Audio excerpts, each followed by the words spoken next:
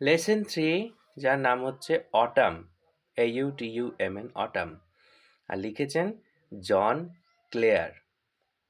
লেখকের নাম হচ্ছে জন ক্লেয়ার। জন ক্লেয়ারের নিয়ে একটু যদি পড়ি তাহলে দেখবে নিচে লেখা আছে, John Clare was an English poet.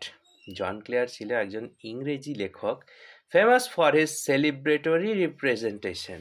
বিখ্যাত ছিল তার সেলিব্রেটরি মানে উপভোগ্য, মানে উপভোগ করা হয় যেটা, উপভোগ্য রিপ্রেজেন্টেশন। রিপ্রেজেন্ট মানে কি বলবো, দেখানো আর কি, পরিবেশনায় of the English countryside, ইংরেজদের যে গ্রাম্য এলাকা সেটার মানে পরিদর্শনের জন্য, সেটা দেখানোর জন্য। তার মানে তার প্রত্যেক লেখার মধ্যে দিয়েই ইংরেজির গ্রামীণ যে অবস্থা, গ্রামীণ যে স্বভাব, সেটা স্পষ্ট ফুটে উঠত।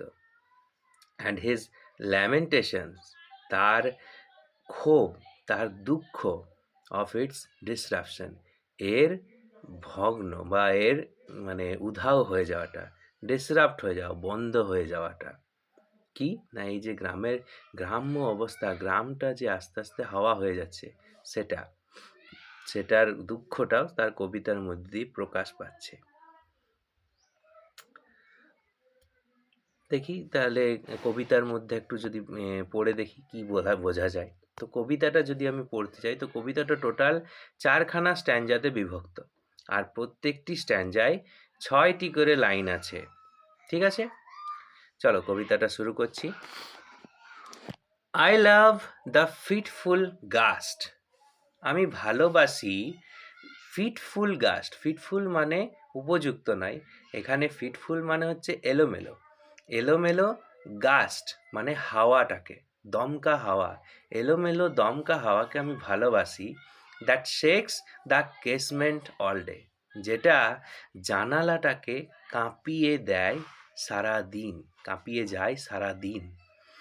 অ্যান্ড ফ্রম দ্য মসি এলম ট্রি, এবং সেই মস গাছে ঢাকা, এলম ট্রি মানে ওই বড় দেবদারু গাছের মতো, মসে ঢাকা দেবদারু গাছ থেকে টেক্স নিয়ে নেয় দ্য ফেডেড লিভস অ্যাওয়ে, সেই ঝরে পড়া বা শুকনো পাতাগুলো, সেই মূর্ছা যাওয়া পাতাগুলো অ্যাওয়ে, দূরে। টুয়ার্লিং দেম, তাদের ঘুরিয়ে দিয়ে মানে হাওয়ায় উড়িয়ে দিয়ে, বাই দ্য উইন্ডো পেন, কোথায় না জানালার কাঁচের সামনে, সেই পাতা সমেত হাওয়ার পাতাগুলোকে ঘুরিয়ে দিয়ে, কি না উইথ থাউজেন্ডস আদার্স, অন্যান্য হাজার অন্যান্যদের সাথে, ডাউন দ্য লেন, নিচের সেই গলিটা দিয়ে চলে যায়। মানে কি বলতে চাইলো প্রথম প্যারায় না, প্রথম প্যারায় বললো যে আমি এই যে দমকা হাওয়াটাকে খুব ভালোবাসি। কেন না, এই দমকা হাওয়াটা আমার যে কেসমেন্ট, আমার যে জানালা, সেটা সারাদিন ধরে কাঁপিয়ে দিয়ে যায়, মানে ঠক ঠক ঠক ঠক করে কাঁপে।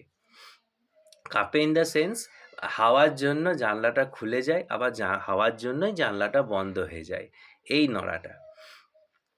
And from the mossy elm tree, এবং এই দমকা হাওয়াটাই কোথায় চলে যায় আবার, সেই মস গাছে ঢাকা দেবদারু গাছটার কাছে। কেন না, ওই দেবদারু গাছটার থেকে যে শুকনো মূর্ছা যাওয়া ফেডেড যে পাতাগুলো, ফেডেড লিভস পাতাগুলো, সেইগুলোকে তারা ঘুরিয়ে মানে উড়িয়ে নিয়ে চলে যায়।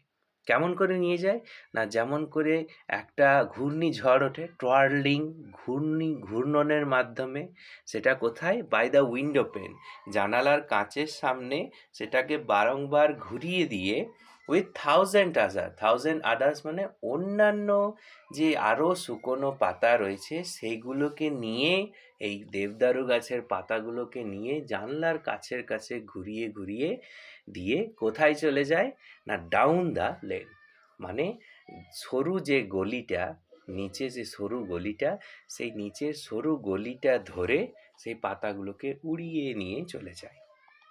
ঠিক আছে, এবার আমরা সেকেন্ড স্ট্যাঞ্জায় আসছি। সেকেন্ড স্ট্যাঞ্জায় কি বলছে? আই লাভ টু সি, আমি দেখতে ভালোবাসি দ্য শেকিং টুইগস, আমি দেখতে ভালোবাসি সেই নড়তে থাকা গাছের ডালটাকে। শেকিং মানে নড়তে থাকা, আর টুইগ মানে গাছের ডাল। আই লাভ টু সি, আমি দেখতে ভালোবাসি দ্য শেকিং টুইগস, সেই নড়তে থাকা গাছের ডালটাকে। ড্যান্স, যেটা নাচে।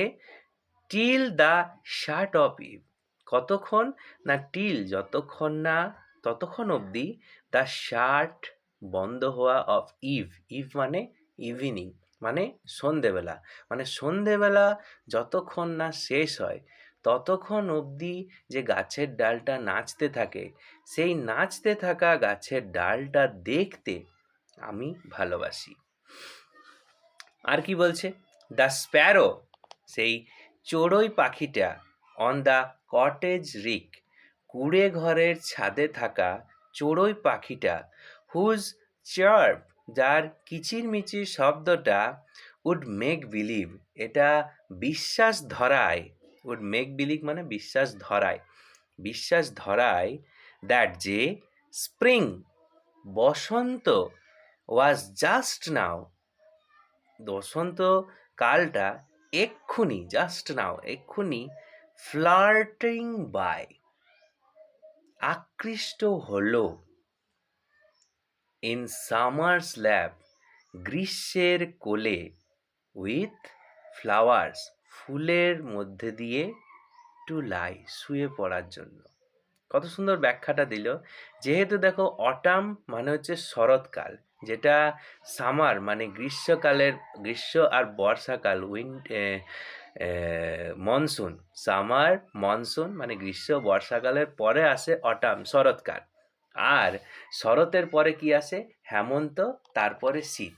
মানে যদি বেসিক্যালি বলা হয়, সামার মানে গ্রীষ্মকাল, তারপরেই শরৎকাল, আর শরৎকাল তারপরেই হচ্ছে কি বসন্তকাল। মাই মিস্টেক, তারপরেই বসন্তকাল। মানে বলতে চাইছে যে সন্ধেবেলাটায় ওই যে নাচতে থাকা গাছের ডালটা, তার মানে কন্টিনিউ যে হাওয়া বইতে থাকছে সেই সন্ধ্যের সময়টায়, ওটার যখন পাখিটা, চড়ুই পাখিটা কিচিরমিচির ডাক দেয়, সেটা শুনে কীরকম মনে হয়? না, মনে হয় যেন সময়টা সময়টা হচ্ছে এখন অ্যাকচুয়ালি যদিও শরৎকাল, কিন্তু সেইটুকু সময়ের জন্য মনে হয় যে যেন বসন্তকাল চলে এসেছে।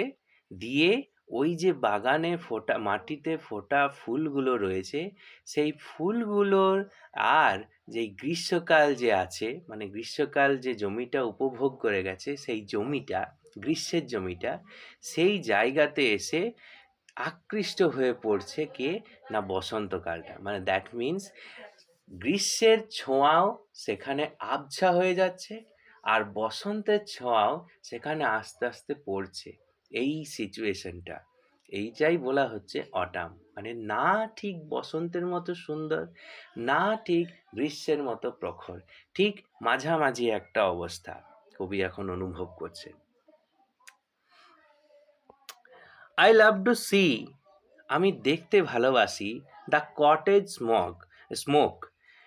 দ্য কটেজ স্মোক মানে কুঁড়ে ঘরের ধোঁয়াটাকে দেখতে আমি ভালোবাসি। Curl upwards through the naked trees, যেটা ঘুরে ঘুরে ওপরে উঠে যায়, ট্যাড়া বেঁকা আঁকা বাঁকা পথ ধরে উপরে উঠে যায়। থ্রু মধ্য দিয়ে, কার? দ্য নেকেড ট্রিজ, উলঙ্গ গাছের মধ্যে দিয়ে সেটা ওপরে উঠে যায়। দ্য পিজিয়ন্স, পায়রাগুলো। নেসেলড, আশ্রয় নিয়েছে। রাউন্ড দ্য কোট, তাদের বাসায়। কোট মানে বাসা। পায়রাগুলো তাদের বাসায় আশ্রয় নিয়েছে। অন ডাল নভেম্বর ডেজ লাইক দিস, কেমন? না লাইক দিস মানে ঠিক তেমন, ঠিক যেমন, কীরকম? না অন ডাল নভেম্বর ডেজ মানে বিরক্তিকর নভেম্বর মাসের দিনগুলোয়, মানে বিরক্তিকর শীতের দিনে যখন পিজিয়ন মানে পায়রাগুলো নেসেলড আরাম করে নিজের বাসায়, ঠিক তেমনি আরাম করছে এখন, ঠিক তেমনি বাসায় গিয়ে শুয়ে পড়েছে এই শরৎকালে। তার মানে বলতে চাইছে কি, দেখো, পায়রা পাখিদের সারাদিন গল্প করা, বকর কুটুম করে আওয়াজ করা আর খাওয়া ছাড়া সেরকম কাজ থাকে না। সারা গ্রীষ্মকাল খাবার সংগ্রহে কষ্ট হয় কারণ প্রচণ্ড রোদ, বর্ষাকালে নিজের বাসা থেকে বেরোতে পারে না কারণ বৃষ্টি। কিন্তু এখন তাদের কোনো কাজ নেই। কেন? না, এখন হচ্ছে শরৎকাল। দ্যাট মিন্স যে শস্যগুলো এখন মানে যদি আমি মনে করি গ্রীষ্মকালীন ধান লাগা হয়েছে, তো সেই গ্রীষ্মকালীন ধান শরৎকালের আগে একদম পরিপূর্ণ, শরতের আগে আমাদের ধান জমি পরিপূর্ণ হয়ে থাকে। সেই পরিপূর্ণ জমি থেকে পায়রা নিজের খাবার সহজেই সংগ্রহ করতে পারে।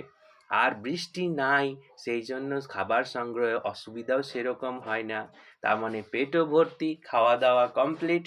তাই নিজের বাসায় বসে ঘুমানো ছাড়া বা আরাম করা ছাড়া তাদের কোনো কাজ নেই। ঠিক সেই জন্যই বলা হয়েছে এটা, যে পায়রাগুলো তাদের বাসায় গুড়িসুড়ি মেরে বসে আছে। ঠিক কীরকম? না, নভেম্বরের দিনগুলোতে অর্থাৎ শীতের দিনগুলোতে যেমন গুড়িসুড়ি মেরে বসে থাকে। ওয়েল, শীতকালে তারা গুড়িসুড়ি মেরে বসে থাকে কারণ তাদের ঠান্ডা লাগে, কারণ তাদের অসুবিধা হয়। কিন্তু এখন গুড়িসুড়ি মেরে বসে আছে কেন? কারণ তাদের কোনো কাজ নেই। দ্য কক আপন দ্য ডাং হিল, সেই মোরগটা যেটা ডাং হিল মানে হচ্ছে গোবরের ঢিপি, ডাং মানে গোবর, ঢিল মানে হচ্ছে ঢিপি, গোবরের ঢিপির ওপরে মোরগটা কি করছে? ক্রোয়িং মানে ডাক দিচ্ছে। দ্য মিল সেলস অন, সেই যন্ত্রগুলো পাড়ি দিচ্ছে, অন দ্য হিথ, সেই ঘাস জমির ওপর গোয়িং, চলছে। সেই মানে যন্ত্রগুলো mill sails on the heath going, মানে জমির ওপর মানে হিথ মানে ঘাসের ওপর সেই যন্ত্রগুলো মিলগুলো যাত্রা দিয়েছে, সেলস অন গোয়িং, যাত্রা দিয়ে দিয়েছে এতক্ষণে, মানে সকালবেলার কথা বলছে আর কি। তিনটে প্যারাগ্রাফ, তিনটে স্ট্যান্ডা শেষ। এবার চতুর্থ স্ট্যান্ডায় আসছি, ফোর্থ স্ট্যান্ডায়। দ্য ফেদার, পালকটা, from the raven's breast, raven মানে হচ্ছে একটা দাঁড়কাক জাতীয় কাক পাখি। তো সেই র্যাভেন মানে হচ্ছে দাঁড়কাক। তো দাঁড়কাকের মতো কাকের এক বুক থেকে, ব্রেস্ট মানে বুক, কাকের বুক থেকে পড়ে কাকের বুক থেকে পালকটা কি হলো? ফলস, পড়ে গেছে। On the stubble lea, stubble মানে হচ্ছে কি? স্টাবল মানে হচ্ছে ধান জমি, যেখানে মানে ধান জমিতে ধানের গোড়াটা, ধানের সামনের অংশটা কেটে নেওয়ার পর ধানের যে মূল আর কাণ্ডের একটুকু অংশ জমিতে পড়ে থাকে, সেই গোড়ার অংশকে ইংলিশে বলা হয় স্টাবল। আর লি মানে হচ্ছে জমি। তার মানে বলা হচ্ছে এখানে এই দু লাইনে যে the feather from the raven's breast falls on the stubble lea, তার মানে দাঁড়কাকের বুক থেকে খসে পড়া পালকটা এখন পড়ে রয়েছে কোথায়? ফলস অন, পড়ে গেছে কোথায়? না, শুকনো ফাঁকা ধান জমিতে। কেন এখানে দাঁড়কাক বলা হচ্ছে? এই জন্য, দাঁড়কাক মানে সেই কাকগুলোর কাজই হচ্ছে জায়গা পরিষ্কার করে রাখা, ঝাড়ুদার পাখি যাকে বলা হয়। কিন্তু এখানে যদি নোটিস করি, জমিতে একটাও ধান নেই, ধান কাটা হয়ে গেছে। তার মানে বলতে চাইছে জমি থেকে শস্য অলরেডি সংগ্রহ করা এখন হয়ে গেছে। সেই কারণেই যে র্যাভেন্স ব্রেস্ট থেকে বেরোনো যে ফেদারটা মানে দাঁড়কাকের বুকের যে পালকটা, সেটা কিন্তু ধান জমিতে স্পষ্ট দেখতে পাচ্ছি আমরা এখন। তারপর কি বলছে? এখন মানে এখানে যদি আমি এই রেফারেন্সটা দিয়ে কি বোঝাতে চাইলো, না, রেফারেন্সটা দিয়ে বোঝাতে চাইছে যে ধান জমি পরিষ্কার, আর ধান জমি পরিষ্কার বলে সেখানে কাকের কোনো কাজ নেই, দাঁড়কাকের কোনো কাজ নেই। তাই কাক নিজের অন্য কাজ খোঁজার জন্য উড়ে চলে যাচ্ছে। আর উড়ে যে চলে যাচ্ছে বলে তার যে বুক থেকে স্বাভাবিকভাবেই বায়ুচাপে খসে পড়া পালকটা শুকনো ধান জমিতে পরিষ্কারভাবে পড়ে রয়েছে, সেটা কবি দেখেছে। তারপরে দেখি বলছে দ্য একর্নস, সেই পাইন গাছের ফলগুলো নিয়ার দ্য ওল্ড ক্রোজ নেস্ট, কোথায় না পুরনো কাকের বাসার সামনে সেই পাইন গাছের ফলগুলো ফল পড়ছে, প্যাটারিং ডাউন দ্য ট্রি, টুংটাং শব্দ করে গাছ থেকে পড়ে যাচ্ছে। তার মানে কি বলতে চাইছে, মানে যারা ইয়ং, যে নারকাকগুলো যুবক কম বয়সী, তাদের কাজ করার ইচ্ছে আছে কিন্তু তাদের জন্য কাজ পড়ে নেই। কিন্তু যাদের যাদের মানে যারা বয়স্ক হয়ে গেছে তাদের কাছে এসে জমা হচ্ছে একরাশ কাজ। মানে কাজ হিসাবে এখানে বলা হচ্ছে দ্য একর্নস, পাইন গাছের ফলগুলো একে একে জমা হচ্ছে, টুংটাং শব্দ করে তারই দোরগোড়ায় পড়ছে। আর কি বলছে, দ্য গ্রান্টিং পিগস, সেই গ্রান্টিং মানে আওয়াজ করা, কার আওয়াজ না শুকরের আওয়াজকে গ্রান্টিং বলে, গ্রান্ট বলে। দ্য গ্রান্টিং পিগস, সেই আওয়াজ করতে থাকা পিগস মানে শুয়োরগুলো, দ্যাট ওয়েট ফর অল, যেটা অপেক্ষা করেছিল এই সবের জন্য। তারপর কি বলছে, ওয়েট ফর অল সবার জন্য অপেক্ষা করছিল, স্ক্র্যাম্বল প্রতিযোগিতা করে ঠেলে ঠুলে প্রতিযোগিতা করে যাচ্ছে, অ্যান্ড হারি এবং তাড়াহুড়ো করছে, হোয়ার দে ফল, তারা যেখানে গিয়ে জড়ো হবে বা তারা যেখানে গিয়ে পড়বে সেখানে যাওয়ার জন্য তারা সবাই এখন ঘোত ঘোত করে আওয়াজ করতে করতে কি করছে, স্ক্র্যাম্বল মানে ধাক্কা ধাক্কি দিয়ে যাচ্ছে, অ্যান্ড হারি এবং তাড়াহুড়ো করছে। তো এখানে যদি আমি কবিতার বিশ্লেষণ করি, কবিতার 4টে প্যারার মধ্যে যদি আমরা দেখি 3টে প্যারাই কিন্তু শুরু হয়েছে আই লাভ দিয়ে। যদি দেখো কবিতার লাইনগুলো, প্রথম লাইনেই বলা হয়েছে I love the fitful gust, আমি হাওয়াকে পছন্দ করি। I love to see the shaking twigs, আমি সেই নড়তে থাকা গাছের ডালটাকে পছন্দ করি। তারপর বলছে I love to see the cottage smoke, আমি সেই কটেজ মানে কুঁড়ে ঘর থেকে বেরো ধোঁয়াটাকে এখন পছন্দ করি। ঠিক আছে, কিন্তু লাস্ট প্যারাতে, শেষ প্যারাতে কিন্তু তিনি এসব কিচ্ছু বলেননি। ফেদা বলেছেন সিম্পল, শুধু বলেছেন কষ্টের কথাই বলেছেন। একটা নতুন দাঁড় কাকের কষ্ট, কারণ সে কাজ পাচ্ছে না। একটা বৃদ্ধ দাঁড় কাকের কষ্ট, কারণ সে কাজ করতে পারছে না। আর একদল শূকরদের, যারা যেখানে জড়ো হবে, মানে যেখানে গিয়ে তারা জড়ো হবে, তাদের চিরাচরিত যে কাজ, সেই কাজটা করার জন্য কম্পিটিশন, স্ক্র্যাম্বল করছে, একে অপরের সঙ্গে ধাক্কাধাক্কি দিয়ে ঠেলে ঠুলে এগিয়ে যাচ্ছে আর তাড়াহুড়ো করছে। এটা মানে দুঃখ নয় যদিও, বা দিনের শেষের একটা কাজ বলা যেতে পারে। কিন্তু দেখো, কবিতার নাম যেহেতু অটাম, সেই জন্য আমরা হয়তো গেস করতেই পারি যে আমাদের কবি কোনো সুন্দর কোনো সিনারি, সুন্দর কোনো সিন, সুন্দর কোনো স্পট, সুন্দর কোনো জেস্চার দিয়ে আমাদের কবিতা শুরু করবে। কিন্তু এখানে কবি একটা খুবই স্বাভাবিক, সাধারণ গ্রাম্য জীবন নিয়ে উল্লেখ করেছে। তার কারণ অবশ্যই, কারণ কবি আমাদের গ্রামীণ, আর কবি গ্রামকে খুব বেশি ভালোবাসেন। এতটাই বেশি ভালোবাসেন যে তিনি শহরে পরিণত হওয়াটাকে তিনি মোটেও পছন্দ করেন না। আমরা আগে কবিতার হেডিংয়ে পড়েছি যে তিনি শহরায়ন যে জিনিসটা, নগরায়ন, সেটার বিরুদ্ধে ছিলেন। এই গ্রামীণ পরিবেশ আর গ্রাম্য সমাজকে সে কবি এত ভালোবেসেছেন, এত পছন্দ করেন, যে শহরায়ন জিনিসটা তিনি অত ভালোবাসেননি। এটাই তার কবিতার মধ্যে দিয়ে, তার এই যে দুঃখটাই কবিতার মধ্যে দিয়ে পরিষ্কার ফুটে উঠেছে। সেই কারণে দেখো, কবি গ্রামীণ এতখানাই যে তার গ্রামের যে বৈশিষ্ট্যগুলো, তার কবিতার লাইনে যে বৈশিষ্ট্যগুলো, সেগুলো গ্রামের সাধারণ চোখে আমাদের কিন্তু পড়েই না। আমরা সাধারণত যদি গ্রামের কথা গ্রাম্য পরিবেশ মনে করি, আমাদের মাথায় সর্বপ্রথমে যে জিনিসটা আঘাত করে সেটা হচ্ছে গাঁইয়া ভাষা, গ্রামের লোকজন আর সাধারণ স্বাভাবিক জীবনযাপন সম্পন্ন একটা মানে সমাজ আর কি। কিন্তু সেই জায়গায় হাওয়ার উল্লেখ আমরা লক্ষ্য করি না।